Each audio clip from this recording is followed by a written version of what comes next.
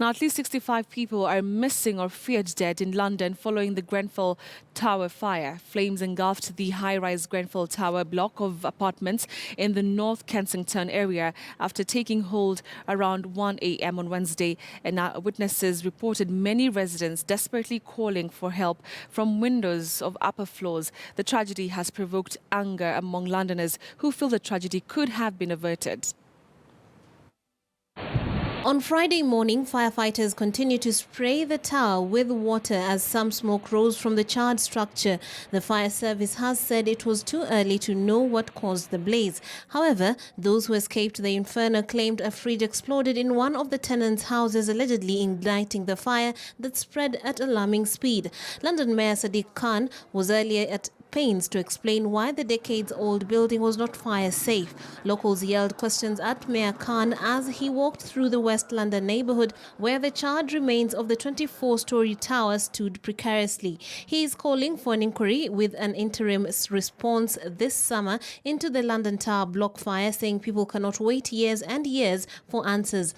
We need answers now.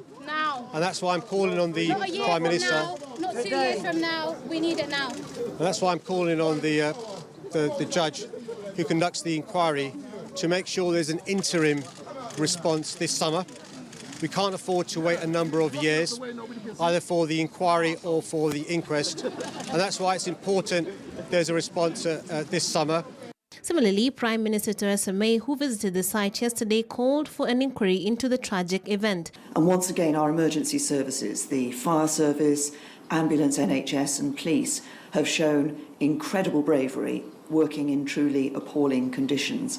And their work will continue for some time, and I know everybody will want to join me in thanking them for their amazing bravery. Many people will be working round the clock in the NHS to treat those who have been injured and working elsewhere to provide help and support to those who have no home to return to. Of course, once the scene is secure, once the recovery is complete, then an investigation will take place into the cause of the fire. Anger is mounting in London as the official death figures released so far remain at 17. The number is expected to rise to over 60 as the missing persons are presumed dead. Police said some of the victims were burnt beyond recognition. Grenfell Tower is part of a social housing estate in North Kensington, just streets away from some of the most expensive homes in the world in Notting Hill. Residents have said their safety concerns were ignored, arguing their fears could have been addressed before the tragedy had they lived in more upmarket areas in London.